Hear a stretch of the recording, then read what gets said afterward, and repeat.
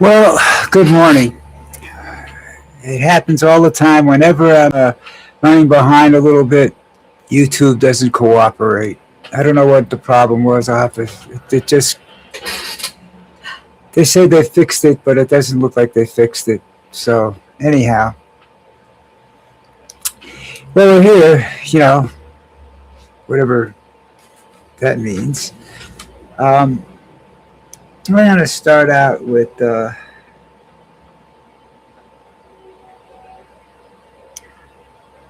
little bit about unions. Now, I'm not anti-union. First of all, I want you to understand that what I'm saying, what I'm going to go about right now, is not anti-union. But they want football players in colleges to be unionized. Now, the minute they do that, it's going to be basketball, baseball, and every other major sport in college is going to be unionized. All right, just not football. And the problem I have with that these guys get a lot of money now, and they had a lot of money before that was under the table that they weren't even paying taxes on. They got a lot of perks. The really good ones do. Trust me, I've seen it. This is not something I'm making up or I'm reading someplace. This is stuff I've seen for real, what they give these players, if they're good, if they're outstanding, and the longer they stay good, the more perks they get.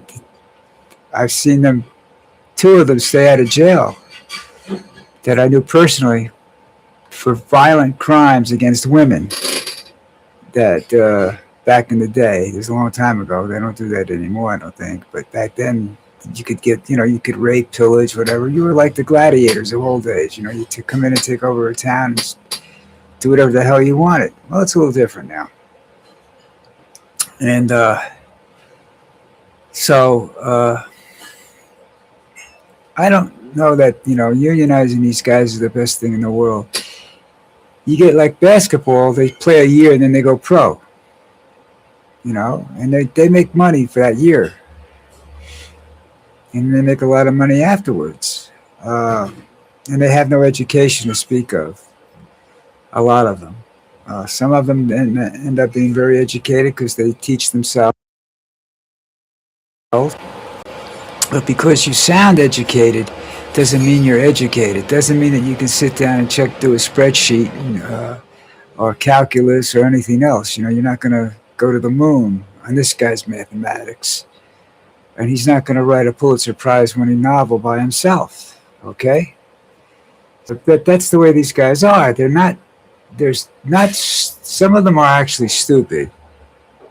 I've met a couple of them. There's an example of this going back years ago. There was a Washington Redskin. I believe he was an offensive tackle. I don't remember his name. All pro. Supposedly graduated college. I don't know. I forget the college he graduated from. But they found out as he was leaving the league that the guy was functionally illiterate. He couldn't read or write. Okay? But yet he graduated college and he played pro football. So my thing about these guys, especially if they do it with basketball they play a year and they leave, and the school spends a lot of money on these kids, getting these kids, taking care of these kids, especially if they get hurt or something, they're responsible for that. No. You want these kids they want them to get paid. They're getting money now. Okay? My theory is you got money, you pay for your own hospitalization now. This is a college. This is a great institution. This is not Pro Football Hall of Fame. All right, and if they do, they go after some of the Ivy League schools too. And you're going to get kids that have already, if they attend any classes at all, have a better chance of getting a job than you or me. All right.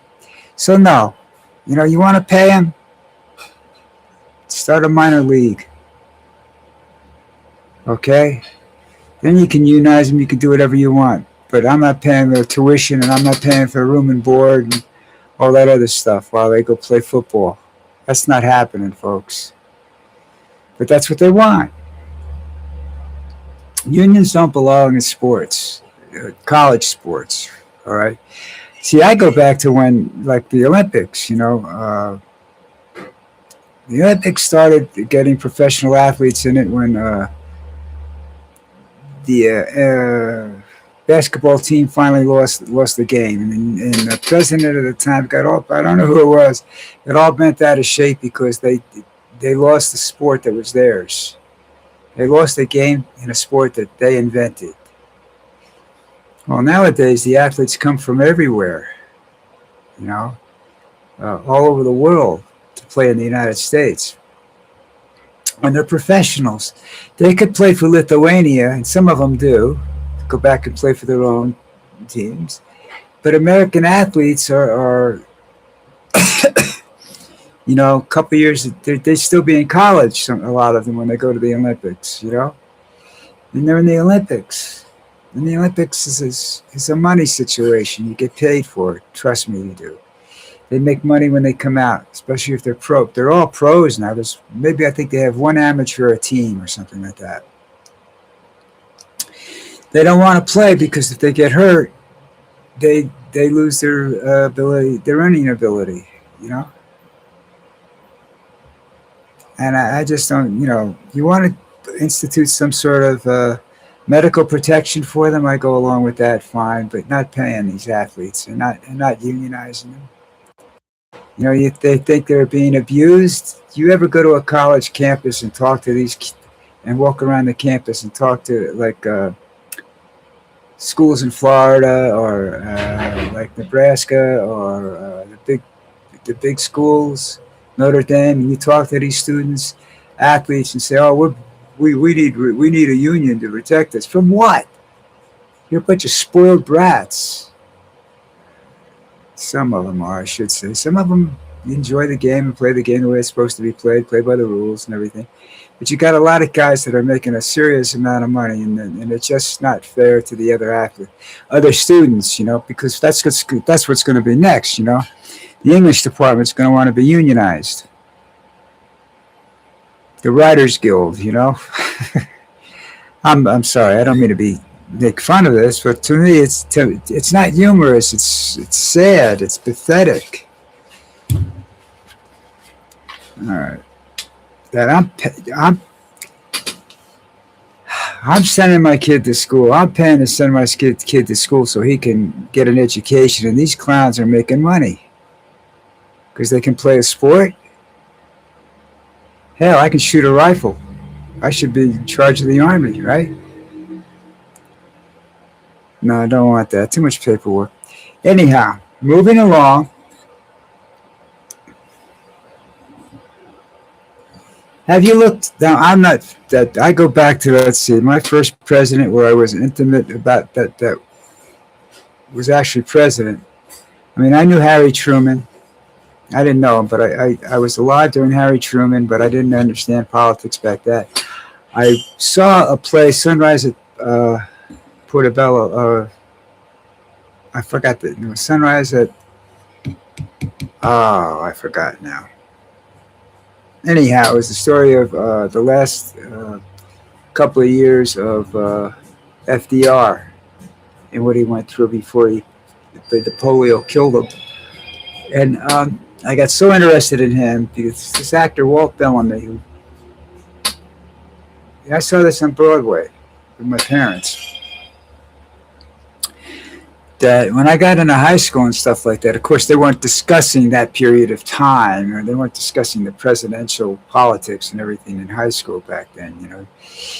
It was Christopher Columbus, 1492, Christopher Columbus, 1943, World War II, 1953, Korea. And the public consumption of what everybody else knew in the newspapers, you know. But I wrote papers and whatnot on FDR, and I used to know a lot more about it. I've forgotten a lot of what I do. Oh, you don't use it, you know, you forget. But he became like a hero of mine, you know. He was a polio victim and everything like that, you know, and the whole story about him. He was a rich guy that was basically a good human being. I'm sure there's bad stuff about him out there, but I didn't, you know, and that he was people, because he was a politician, people didn't like certain things he did. But he was, he was a president in the hardest time this country's ever seen. All right, just like the guy that comes in after Trump is going to be looking at the hardest economy and everything else in the world. Sort of like Roosevelt was. Hopefully, he doesn't have to go start a world. Doesn't have to join a world war to get the economy straightened out. Anyhow, so I know a lot about him, and Eleanor.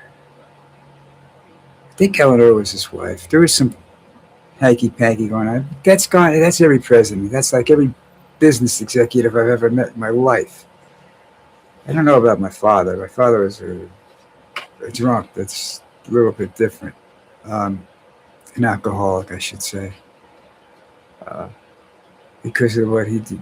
He was with a third grade education. He was competed against Harvard graduates. So anyhow,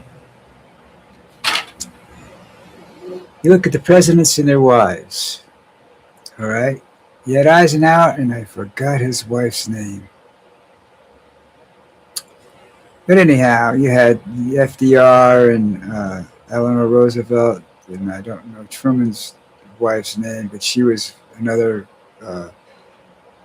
not well-spoken, well-presented woman. Eisenhower, Nixon. His wife was more of a nurse than she was anything else, especially after he left office, because his mind shattered. Then you had, but she was a very supportive woman. She was intelligent. All these women back then were intelligent, and they did a lot when they did a lot of public service stuff while their husbands were in office. They did charity things.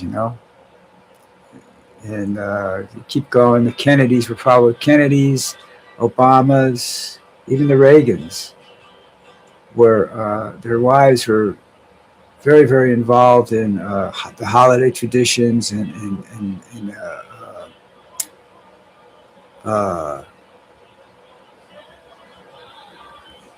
helping people, charity stuff like that. The wives kept it up, all right? And then things started to go to shit. I mean, they were also very intelligent. I mean, even Clinton, in his messing around in office and stuff like that. There was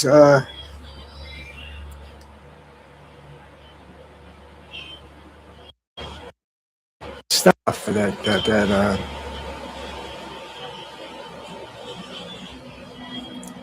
was good. From the wife's standpoint, she was good in the White before she decided to go into politics. But she was,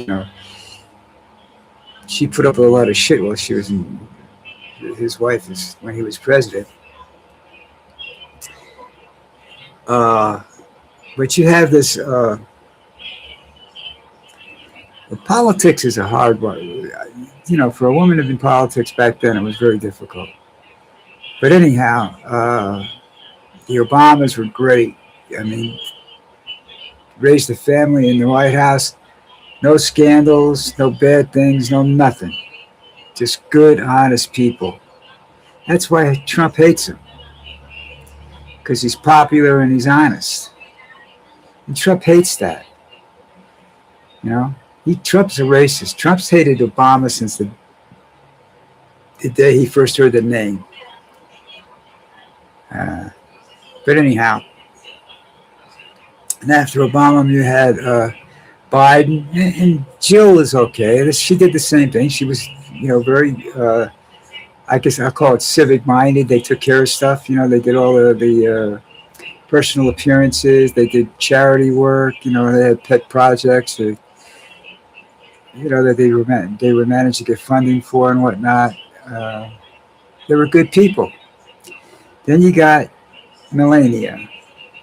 Now, Melania might be a good person, but she does absolutely nothing for anybody. She's more or less a showpiece for Trump. I think she did more in her first term than she did this term. This term she just does nothing, as far as I can tell. She does it so far in the background, which is you know, I guess that's a good thing because she doesn't want to be associated with me. But anyhow, you get the picture, okay? Uh, and she's got a scumbag for a husband. No wonder they don't sleep in the same. I don't think they even sleep in the same building anymore. So listen up. Sorry about being late, but that's life. Get over it. This is live video. Okay, it says live video. It says I'm live, not edited, live. So that takes care of that. Anyhow, I'll do better tomorrow, hopefully. Then Wednesday, I don't know. Oh, this Wednesday's okay. Yeah, so we'll just have to wait. Next week's going to be a little messed up, but this week should be, the rest of this week should be okay. So everybody take care. Have a great day.